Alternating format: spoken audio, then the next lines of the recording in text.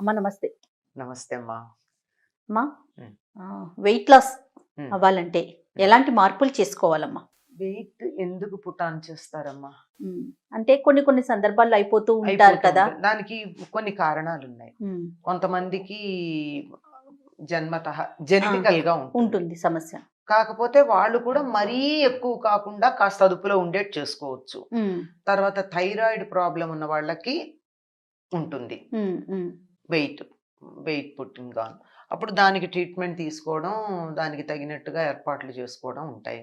ఇంకా లేకపోతే తరచుగా ఎక్కువగా మనకు కనపడుతున్నది ఎట్లాంటిది అంటే, ఏమీ ఆరోగ్య సమస్యలేం లేకుండానే వెయిట్‌లో వెయిట్ పుట్ ఆన్ బాగా అవుతాం. పుట్ ఆన్ చేయడం కనపడుతోంది.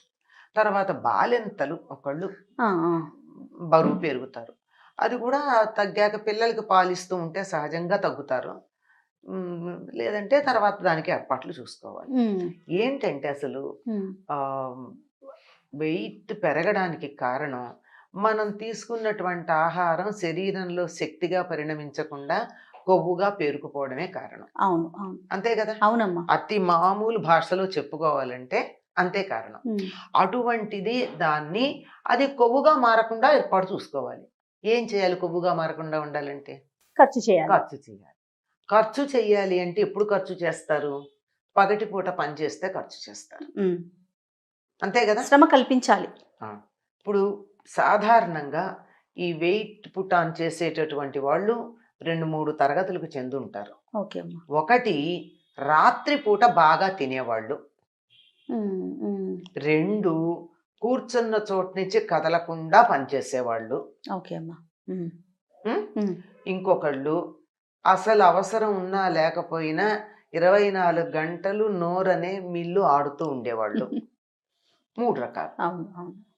ఈ మూడింటిలోనూ మనకి కారణాలు చెప్పిన తర్వాత దాన్ని పోగొట్టుకునే పద్ధతులు కూడా ఉండాలి కనపడుతూనే కదా! ఉన్నాయి గదా! ఆ! ఒకటి కూర్చున్న చోటు నుంచి కదలని వాళ్ళన్నాం. అంటే సాధారణంగా వీళ్ళు సాఫ్ట్‌వేర్ వాళ్ళు. సాఫ్ట్‌వేర్ వాళ్ళు గావచ్చు, ఇంట్లో పని పాట లేకుండా కూర్చునేటటువంటి వాళ్ళు కావచ్చు, మాకు బాగా ఉంది అతిశయంతో పని వాళ్ళని దగ్గర పెట్టుకొని ఆహ్, టీవీ రిమోట్ కూడా వాళ్ళు తీయడానికి బద్ధకించి పక్కనున్నటువంటి వాళ్ళతో ఛానెల్ మార్చమని చెప్పేవాళ్ళు ఉన్నారు. హ్మ్. అవును. ఉన్నారా? ఉన్నారు. అటువంటి వాళ్ళకి చాలా మరి తిన్న ఆహారం ఏమవ్వాలి? హ్మ్. అరగాలి. శక్తిగా మారితే ఖర్చవ్వాలి గదా! అవును. శక్తిగా మారకపోతే ఏమవుతుంది? లోపల కొవ్వుగా పేరుకుపోతుంది. హ్మ్. అందుకే ఆ రిమోట్ వచ్చిన కొత్తల్లో ఒక చిన్న మాట చెప్పారు. వెయిట్ లాస్‌కి ఒక టెక్నిక్ చెప్తున్నాము. రిమోట్ పక్కన పెట్టి ఛానెల్ మార్చాలన్నప్పుడల్లా మీరు టీవీ దగ్గరికెళ్ళి మార్చుకోండి. ఒకప్పుడు అట్లాగే ఉండేది కదా! అవును.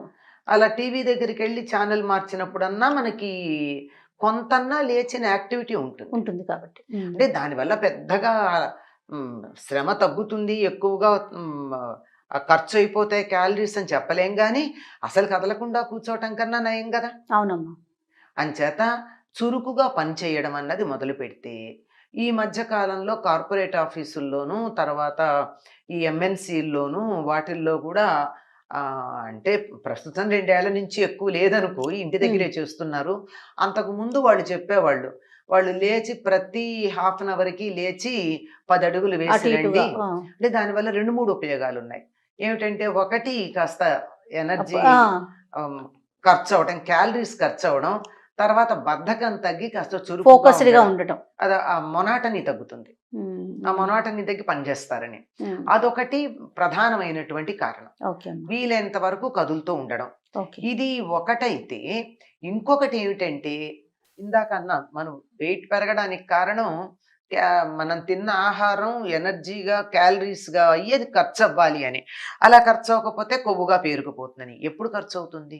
పగటి పగటి పూట పూటైతే తింటే. పని చేస్తాం పని కాబట్టి. చేస్తే తింటాం. కనుక పొద్దున పూట మీరు 10, 10:30 మాక్సిమం 11 గంటల లోపల మీకిష్టం వచ్చిన పదార్థాలు ఇష్టం వచ్చినంత తినండి.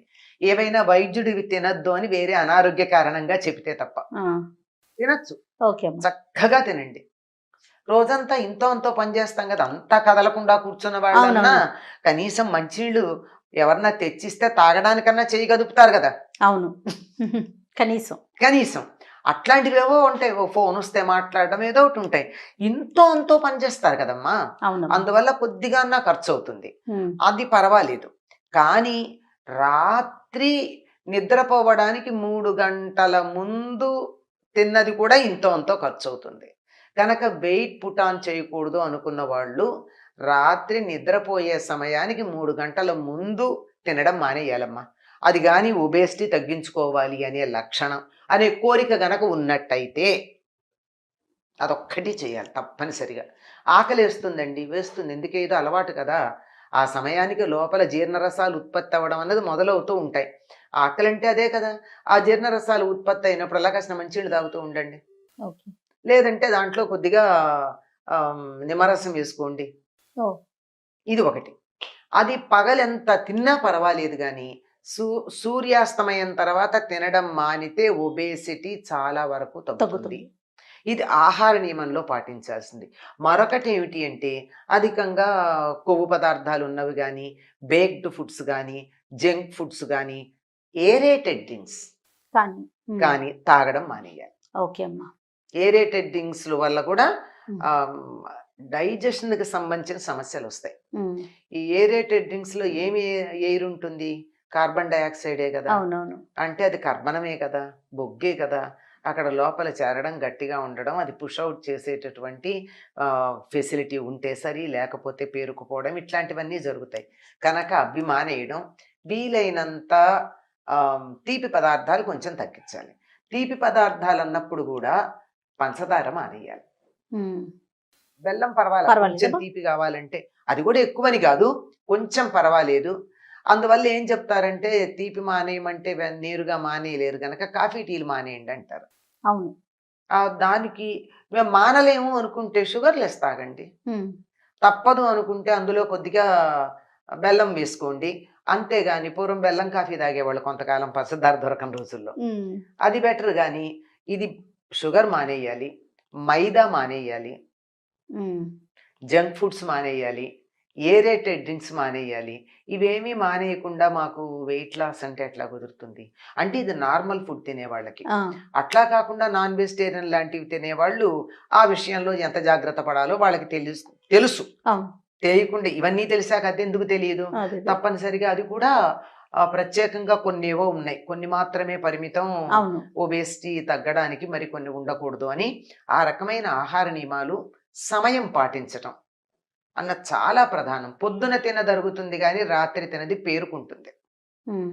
ఇది ఒకటి. ఇంకొకటి ఆఫీసుల్లో లేచి తిరగడం అని చెప్పేది కాక ఇంటి పనులు హాయిగా చేసుకోండి అందరూ. చాలా మంది వాకింగ్కి వెళ్ళండి అంటారు. వాకింగ్ ఓకే, ఏమి అందరికీ అక్కడ అంత అవసరం అవకాశం ఎక్కడుంటోంది?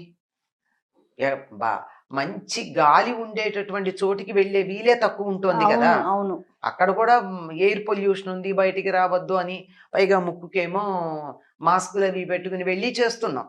దాని బదులు ఎవరింట్లో పని వాళ్ళు చేసుకోండి హాయిగా. ఒళ్ళొంచి పని చేసుకుంటే, ఇంటి పని చేసుకుంటే దాన్ని మించినటువంటి ఎక్సర్సైజు, జిమ్ లేదమ్మా. అవునమ్మా. అంటే ఇది ఆడవాళ్ళకే కదండి. మగవాళ్ళ సంగతి ఏమిటంటారు? మగవాళ్ళు ఇంటి పని చేయకూడదని ఎవరు చెప్పారు? ఎవరైనా చేయొచ్చు. అంటే మళ్ళీ మొహమాట పడ్డా వాళ్ళు చేసే పనులు వాళ్ళకు ఉన్నాయి కదమ్మా. ఎన్నున్నాయి? ఇప్పుడు ఇక్కడి నుంచి మార్కెట్కి వెళ్ళి కూరలు తేవాలి. మార్కెట్కి వెళ్ళి కూరలు తేవాలి అంటే ఇమీడియట్ గా బండి తీయాల్సిన పని ఏముంది? నడుచుకుంటూ వెళ్ళొచ్చు కదా. చిత్రం ఏమిటంటే బోలెడు దూరం కారులో వెళ్ళి అక్కడికి వెళ్ళి వాకింగ్ చేస్తూ ఉంటారు చాలా మంది. అవును. అక్కడికి వెళ్ళి వాకింగ్ చేసే బదులు ఇంటి నుంచి నడుచుకుంటూ పెడితే ఎంత బాగుంటుంది. అంటే ఇదంతా పొల్యూషన్ట, అక్కడ ఉండదట. పొల్యూషన్ ఎవరు? నువ్వు తీసిన బండి నుంచి వచ్చే పొల్యూషనే ఇదంతా. ఇలా వాకింగ్కి వెళ్ళే వాళ్ళందరూ పొద్దున పూట మేము నడిచే పెడతాం, బండి వాడడం అంటే అసలు ఇళ్ల నుంచి ఆ పార్కుల దాకా వెళ్లే దారంతా పొల్యూషన్ లేకుండానే ఉంటుంది. అంటే చిన్న విషయాలను మనం చాలా అశ్రద్ధ చేస్తామమ్మా. చిన్న విషయాలే చాలా పెద్దవిగా ఉంటాయి. పట్టించుకోగలిగితే ఆ చిన్న విషయాల వల్ల వచ్చేటటువంటి ఫలితాలు ఏవైతే ఉన్నాయో అవి ఏ స్థాయిలో ఉన్నాయో చూస్తే ఆశ్చర్యం వేస్తుంది. ఇది ఇలాంటివి కొన్ని పాటించటం ద్వారా, అదీ కాకుండా కూర్చుని చేసేటటువంటి సూక్ష్మ వ్యాయామాలు కొన్ని ఉన్నాయి. అసలు వ్యాయామం చేస్తే మంచిది. వ్యాయామం చేయలేని పరిస్థితుల్లో ఇంటడుపు, ఈ రోజుల్లో చిన్న చిన్న ఇళ్ళే కదమ్మా, ఎంత పెద్ద ఉంటున్నాయి. పెరడామన్నా తుడవడానికి పెద్దది ఉంటుందా? పెద్దవి లేవు గనక ఇల్లే. పోనీ తిరుగుతామన్నా గుడుగుడు గుంజం గుండే రాగం, ఇంతే ఇళ్ళు. 2 బెడ్రూమ్లు, ఒక హాలు అంతవరకే తప్ప పెద్దదేం ఉండట్లేదు. అటువంటి పరిస్థితుల్లో వ్యాయామమే చేయడం మంచిది. ఇంటి పనులు చేసుకోండి, వ్యాయామం చెయ్యండి. వీలైనంత వరకు కూర్చుని టీవీ చూసే సమయాల్లో దగ్గరికెళ్ళి ఆన్ చేయడం, దగ్గరికెళ్ళి మారుస్తూ ఉండడం చేయండి. కదలకుండా కూర్చోవద్దు. పైగా చెప్పేదేమిటంటే ఇది నార్మల్‌గా ఉన్న వాళ్ళకి. బాగా ఒబేసిటీ ఉండి తగ్గాలనుకున్న వాళ్ళు చేసే ఎక్సర్సైజ్ ఏ స్థాయిలో చేయాలంటే చెమట పట్టేంత చేయాలి. అవును. మామూలుగా ఇంట్లో తిరిగితే మనకు బాగానే ఉంటుంది. ఆ శరీరంలో అన్ని కీళ్ళు పనిచేస్తాయి, అన్నవయవాలు పనిచేస్తాయి. కానీ కండ కరగాలి కదా! కండ కరగాలంటే బాగా చెమట పట్టేటట్టు చేయాలి. ఇవి చేస్తే కొంతవరకు తగ్గుతుందమ్మా. మొదటిది ఆహారం, రెండోది సమయం, మూడోది వ్యాయామం. అన్నింటికన్నా గొప్ప వ్యాయామం నడక అని చెప్తారు. మెట్లెక్కాల్సిన చోట లిఫ్ట్ వాడకుండా మెట్లెక్కండి, మెట్లు దిగండి. ఎక్కిన తర్వాత దిగాలి, అదొకటి గుర్తుపెట్టుకోండి. ఎక్కడం ఒకటే చేస్తే పనికిరాదు, దిగడం ఒకటే చేస్తే పనికిరాదు. మోకాళ్ళ దగ్గర సమస్య వస్తుంది. అందుకే ఎక్కి దిగితే బ్యాలెన్స్ అవుతుందా? అంచేత తప్పనిసరిగా 2-3 అంతస్తుల వరకు ఎక్కడం అలవాటు చేసుకుంటే, ఎక్కడం దిగడం అలవాటు చేసుకుంటే దాన్ని మించినటువంటి ఎక్సర్సైజ్ మరొకట్లేదు. నడకని మించింది మరొకట్లేదు. ఇవేవి మాకు అవకాశం లేదు అనేక కారణాలుగా ఉంటాయి కదా. నేను మా ఇల్లు గ్రౌండ్ ఫ్లోరే ఉంది, నేను పైకి ఎక్కర్లా, నా ఆఫీసు లేదు, ఆఫీస్లో ఒకవేళ పనిచేస్తున్నా మెట్లు లేవు, నడవడానికి వీలు లేదు, కుదరదు, అనేక కారణాలుగా వ్యాయామం ఇది చెయ్యండి. ఉచ్ఛ్వాస నిశ్వాసాలు అవి కూడా 7 8 చెప్తారు. అవన్నీ పక్కన ఎవరైనా ఉండి నేర్పిస్తే చెయ్యాలి. మన దగ్గర ఎవరు లేనప్పుడు ఎలా చెయ్యాలి? కొన్ని ప్రమాదాలకు కూడా దారి తీయచ్చు, అన్నీ కాకపోయినా. ఒక్కడికి ప్రమాదానికి దారి తీయనటువంటిది ఒకటి ఉంది. అదొకటి చేసినా చాలు. ఏమీ లేదు, ఇలా నడుము నిటారుగా పెట్టి కూర్చుని వీలైనంత నెమ్మదిగా గాలి పీల్చి వీలైనంత నెమ్మదిగా గాలి వదలండి వీలున్నప్పుడల్లా. ఎంత నెమ్మదిగా అంటే అంత నెమ్మది. అంటే మళ్ళీ ఊపిరితిత్తుల మీద బరువు పడకూడదు. అంత నెమ్మదిగా 5 సెకండ్లే పీల్చగనుకోండి, 5 సెకండ్లే పీల్చు. కానీ చాలా మంది చేసేది ఏమిటంటే పీలుస్తారు కానీ వదలరు అంతసేపు. ఇది అన్ని చోట్ల కనపడుతుందమ్మా. డబ్బు కూడా సంపాదించడం మీద ఇది దృష్టి ఖర్చు పెట్టడంలో ఉండదు. అంచేత అది నేర్చుకోవాలి. ఎంతసేపు పీల్చారో అంతసేపు వదిలేందుకు ప్రయత్నం చేయండి. దగ్గర పెట్టుకోండి వాచ్, స్టాప్ వాచ్. చెయ్యలేరు, అభ్యాసం చేయాలి. అలా నెమ్మదిగా 5 నుంచి 5:30, 6 అలా సెకండ్లు పెంచుకుంటూ కొంచెం సేపు అలా నెమ్మదిగా ఎంతసేపు పీల్చగలిగితే అంతసేపు గాలి పీల్చి, అది నిటారుగా మాత్రం కూర్చోవాలి. అంతసేపు గాలి వదలడం అన్నది ఏ చదువుకుంటున్నా, కంప్యూటర్ పని చేస్తున్నా కూడా చేయొచ్చు. అంటే వంట చేస్తూ, పరిగెడుతూ, నడుస్తూ చేయలేం కానీ కూర్చుని చేసే పనులు ఉంటాయి కదా, అట్లాంటప్పుడు చేయొచ్చు. అట్లా చేస్తూ ఉంటే కూడా చాలా తగ్గేటుంటుంది. జాగ్రత్తగా ఇంకా తెలిస్తే గాలి పీల్చేప్పుడు పొట్ట లోపలికి తీయడం, వదిలేటప్పుడు పొట్టకు బయటికి వదలడం లాంటివి ఎవరన్నా నిపుణుల పర్యవేక్షణతో గనక చేసినట్టయితే మనకి వాకింగ్ చేయడానికి వీలు లేకపోయినా, జిమ్కి వెళ్ళే అవకాశం లేకపోయినా ఇటువంటివి చేసినా సరిపోతుందమ్మా. ఇవన్నీ చాలా మామూలుగా చెప్పేవే. అతిగా ఎక్కువ ఉన్నట్టుగా వైద్యుడి సలహా తప్పదు. నమస్తే. నమస్తే అమ్మా.